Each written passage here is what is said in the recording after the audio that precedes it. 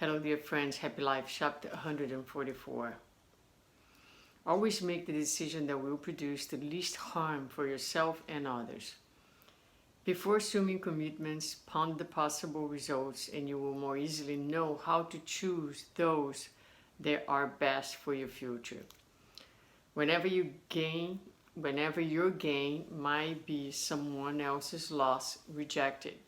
For no one can be happy raising his or her joy over the misfortune of others.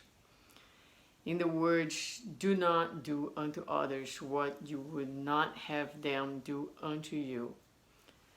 Whatever you lose today to someone else, you will receive tomorrow without harming anyone. Well, this is a really beautiful message, and I would say challenging one too, because I don't know if in our humanity we make decisions based on putting someone else's well-being sometimes ahead of ours, right? So we are driven by our well-being, by our interest, by what's best for us, by what we are trying to accomplish.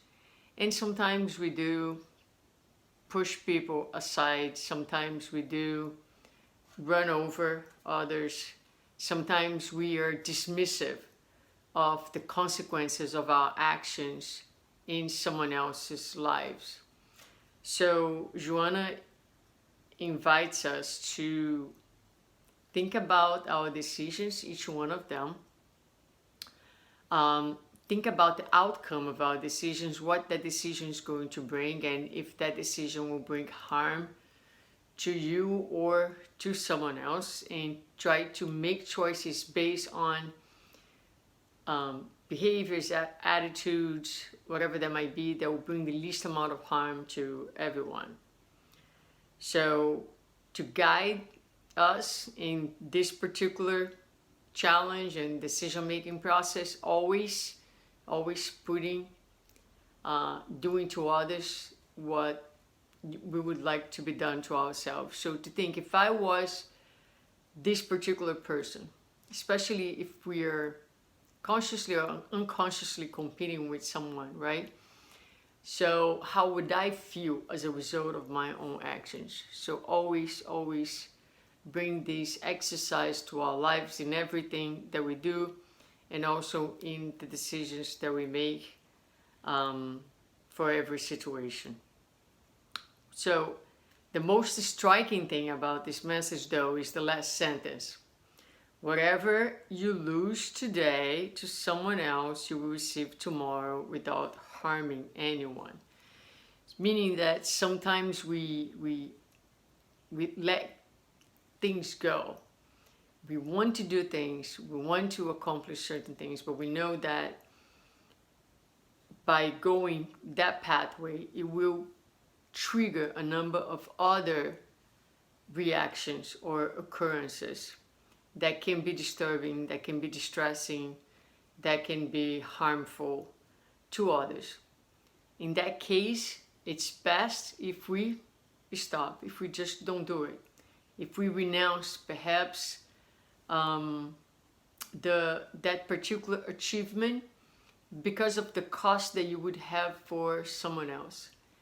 So I invite you to do what I will do, which is to think about what kind of situations in my life this lesson applies to, because I feel like I'm talking here in somewhat general, vague terms, the terms that Joanna brings here, meaning she's not really giving an example of any specific situation, but I'm sure that if we read and think about it, we will certainly find situations in our lives, if not in the past, in the present moment, where, you know, we can make a choice, a conscious choice, not to do just what we want.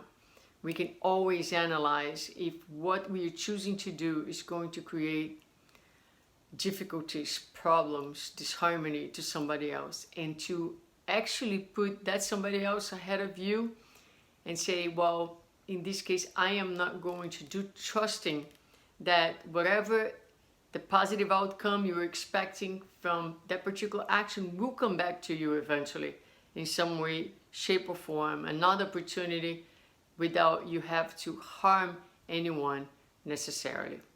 Difficult, right? But let's do it together. Let's think about it and let's figure out how that plays in our lives and how we can choose better, always thinking of others as we make decisions on our daily lives.